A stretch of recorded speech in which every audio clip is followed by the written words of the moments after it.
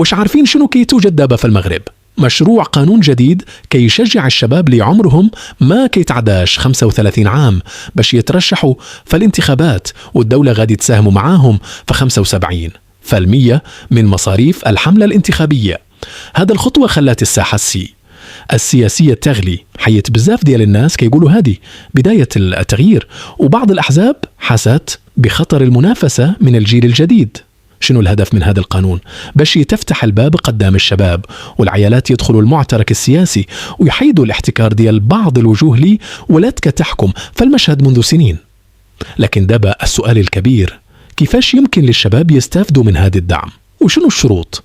أولا، السن خاصه ما يتعداش 35 عام في نهار الإيداع ديال الترشيحات.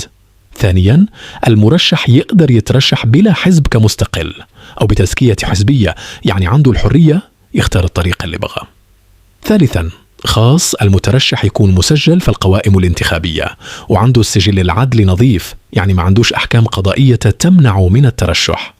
رابعا، اللي باغي يستافد من الدعم المالي خاصه يقدم ملف خاص فيه المصاريف ديال الحملة الانتخابية بالتفصيل باش الدولة تراقب كيفاش كي تصرف الدعم وما يكونش فيه تلاعب. وهذا الشروط الهدف منها هو تشجيع الشباب الحقيقي، ماشي الناس اللي باغيين يستغلوا الدعم فقط. المحللين كيقولوا هذا المشروع غادي يخلق توازن جديد في الساحة وغادي يخلي الشباب يعبروا على نفسهم ويديروا بصمتهم.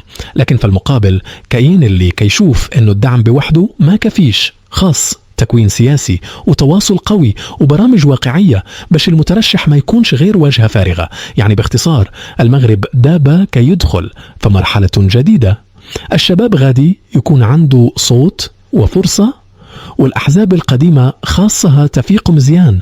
حية الجيل الجديد ما بقاش باغي يتفرج، جاء الوقت باش يكون هو اللاعب الرئيسي، فالمشهد السياسي